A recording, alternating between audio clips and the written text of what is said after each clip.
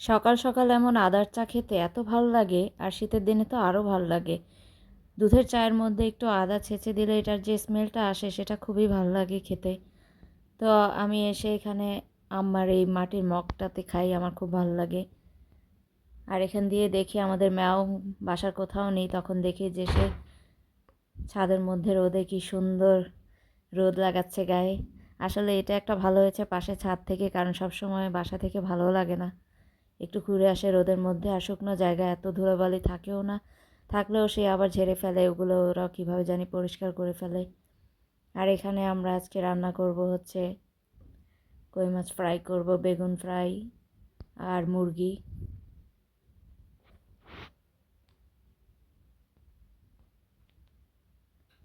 তো এই দারচিনিটা দেখতেছি, এগুলো এই কিছুদিন থেকে দেখলাম খুব সুন্দর দোকানে আসছে।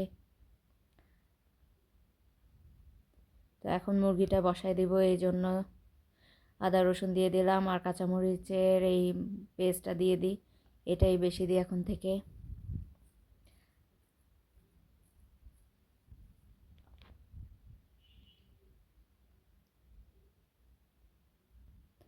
আর পরিমাণ মতো হলুদের গুঁড়া, মরিচের গুঁড়াও একটু দিই অল্প, যেহেতু কাঁচামরিচের পেস্টটা দিয়েছি, তো মরিচের গুঁড়া খুব একটা বেশি না দিলেও হয়। আর জিরা ভাজা ভাজা জিরার গুঁড়া দিলাম, আর গরম মশলা, সব কিছু দিয়ে হালকা একটু পানি দিয়ে মশলাটাকে ভালো করে কষিয়ে নিব।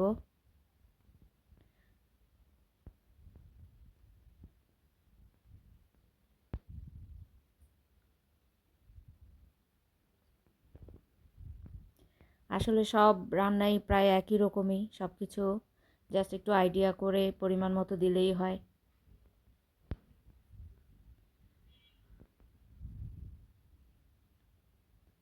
আর এখানে গোলমরিচের গুঁড়া দিয়ে দিলাম অল্প। আমরা একটু ঝালটা বেশি খাই, এই জন্য ঝালের পরিমাণটা একটু বেশিই থাকে সব কিছুতে, কারণ আমাদের সবারই মোটামুটি ঝাল খাবার পছন্দ। তো মাংসটা দিলাম, ওখানে একটু কষানো হোক। আর এখানে হচ্ছে গিয়ে মশলা দিয়ে মাছটা কিছুক্ষণ রেখে দিব। এখানে আদা রসুন দিলাম, হালকা হলুদের গুঁড়া, মরিচের গুঁড়া, এর মধ্যে একটু কাঁচামরিচের পেস্ট দিয়ে দিলাম। তো দেখলাম যে ভালোই লাগলো ভাজাটা। শীতের দিন এইভাবে কাঁচামরিচের পেস্টটা খেতে ভালোই লাগে। আর এখান দিয়ে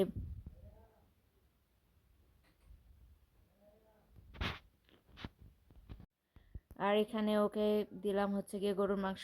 ওকে অলরেডি সকাল সকাল খাওয়ানো হয়েছে কয়েক টুকরা, খাওয়ার পরও সে আশেপাশে ঘুরতে থাকে, তো আবার দিলাম আমি একটু। বেগুনটাও ভাজবো, তো বেগুনও মশলা যা দিলাম মাছে ঠিক সেরকম দিয়ে এটাকেও একটু মেখে রাখবো। আর গরুর মাংসটাতে বাদামের পেস্ট দিব, তো এই জন্য বাদাম পেস্টটা করে নিচ্ছি, কারণ ভালোই লাগে দিলে। চীনা বাদামটা থাকলে পেস্ট করে দিয়ে দিতে পারেন।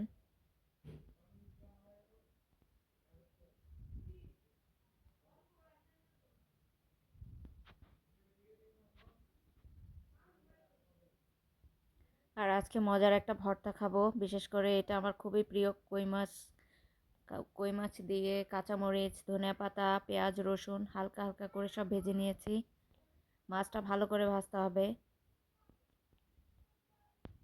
আর এখান দিয়ে মাংসের পানি দিয়ে এটা কষানো হচ্ছে। তো আমার মরিচ বাটা হয়ে গেছে, মরিচটা মিহি করে বেটে নিতে হবে, এরপরে মাছটা বাটবো। এইভাবে সিরিয়ালে দিলে যে কোনো ভর্তা অনেক বেশি মজার হয়। আর এটার কাটাও এমনভাবে বাটতে হয় যাতে কাটাগুলো বাটা হয়ে যায়, বা ফেলে দিতে হয় বেছে বেছে। এখন ধনিয়া পাতা দিয়ে দিয়েছি, লাস্টে হচ্ছে পেঁয়াজ আর রসুন। তো এগুলোকে মিহি করে বাটবো না, আলতোভাবে বেটে নিতে হবে, তাহলে ভর্তাটাও মজা হয়, কারণ একদম মিহি করে বাটলে ভর্তার ওই টেস্টটা পাওয়া যায় না।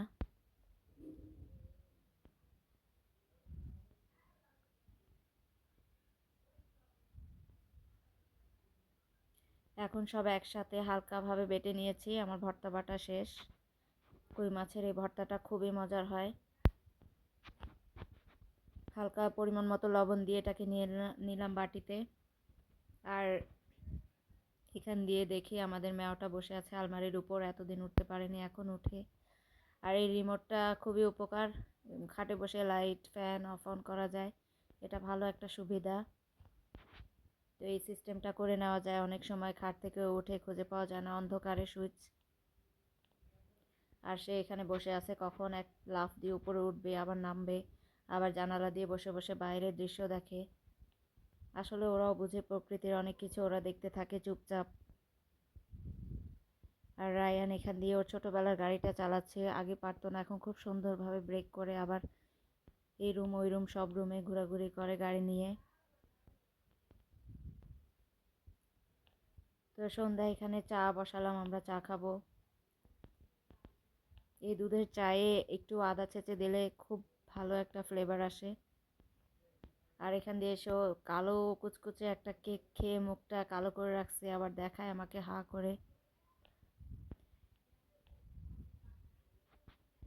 এখন আমরা সন্ধ্যার দিকে চলে আসলাম, তো আজকে আমরা একটু পোলাও রান্না করব।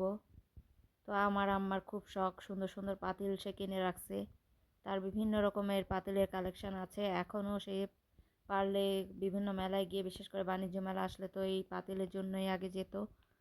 তো এই পাতিলটাও সে বের করছে আমাদের রান্নার জন্য, খুবই সুন্দর। আসলে ভালো জিনিসে রান্নাবান্না ভালো হয়, খেতেও মজা হয়। তো এটাতে খুব সুন্দর করে আমরা পোলাওটা করে ফেলছি, খুব ঝরঝরা তাড়াতাড়িও হয়েছে। তো পোলাও রেসিপি আর কি দেখাবো, এটা তো আমাদের আগের বিভিন্ন ভিডিওতে দেখানো হয়েছে। এটার মধ্যেও এই মরিচ বাটাটা দিলাম, পোলাওটা খেতে ভালো টেস্ট হয়েছিল, কারণ একটু ঝাল ঝাল লাগছে। তো এখানে আইডিয়া করে পানি দিয়ে দিছি, আর পরিমাণ মতো লবণ, কাঁচামরিচ, কিশমিশ দিয়ে দিলাম। তো এইভাবে পানি দিয়ে সাথে সাথে ঢাকনা দিব না, কিছুক্ষণ বলক আসার জন্য ওয়েট করব আর নাড়তে থাকবো। এরপরে ঢাকনা দিয়ে আবার দেখতে আসলাম, খুব সুন্দরভাবে হয়ে গেছে মাশাল্লাহ, ঝরঝরে। আস্তে করে আবার একটু নেড়ে চেড়ে দিতেছি।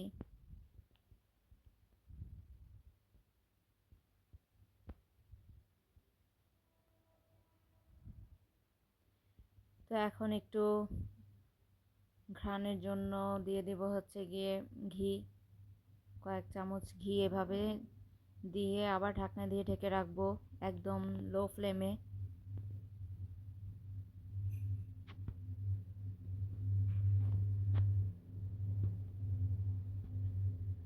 আল্লাহ হাফেজ।